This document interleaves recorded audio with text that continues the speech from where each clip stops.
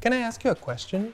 So the other day I was talking with some of my friends and they were telling me that some of them already have a supervisor and some of them won't have a supervisor. How does that work? So it depends on whether you are in a thesis or non-thesis program. If you are in a non-thesis program, then you don't have a supervisor. But if you are in a thesis program, then you have a professor at McGill who closely follows you through your research project.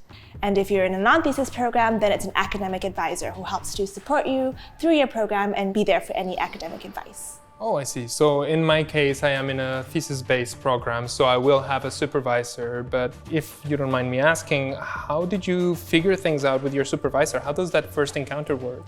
So when I started my degree, I had a meeting with my supervisor early on to talk about expectations, and that's what the LOU is for. LOU? LOU stands for Letter of Understanding. So it's a document that you and your supervisor work on together that talks about expectations of your relationship. So you write your expectations on this LOU? Yeah, exactly. So the LOU is where you talk about how frequently you will meet, your preferred methods of communication, your work hours schedule, and how you'll be receiving feedback in your program. Different people have different working styles. Some people like to communicate via email, and other people like to do it in a meeting with a designated agenda. I see. So it's really a great resource to make sure that everyone's on the same page. Yeah, exactly. The LOU is really good for allowing you to think about authorship on publications and collaboration. It's also good for talking about conferences, how many you should and can go to, courses you should be taking, and any other sources of professional development like internships.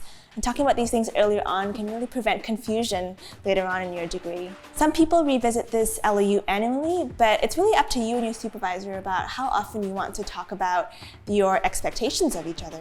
So both the supervisor and the student both have responsibilities and expectations to live up to? It is in a relationship after all, and with every relationship comes roles and responsibilities.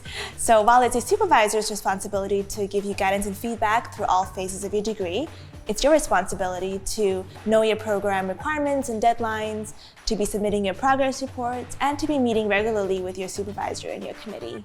My committee? So who's going to be my committee? So it's not just your professor that's monitoring your research, but you'll have other professors in your field who are there to give you advice on your project and to help you with any issues that might come up. So typically you meet every year, and when you meet, you fill out an annual progress tracking form, or PTF.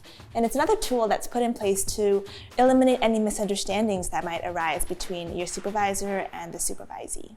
And if any issues arise, you can always reach out to your GPD or GPC. GP who? Don't worry, you'll get used to all the acronyms soon. But there are basically 2-point people that are there with you in your graduate program. And they are the GPD, or Graduate Program Director, or GPC, Graduate Program Coordinator.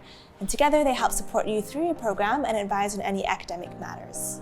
I'm so glad I asked you all these questions because now I understand that the relationship between the supervisor and the student is so important, and it's very important to set all of these expectations from the beginning. Now I'm really looking forward to write this letter of understanding with my supervisor. Oh, great. It is true that it's so important to have good understanding early on, but it's also just as important to have the tools to maintain that good relationship throughout your degree. So if you ever need a bit of support in this area, because let's face it, every relationship needs a bit of tending to sometimes, there is the Graduate and Postdoctoral Studies, or GPS's, Supervision website, where there are lots of tools and resources that can help you out. They also have events or panels where you can learn from other grad students' experiences. In addition, there are also folks whom you can speak to directly who are specialized in helping students and supervisors improve their relationships.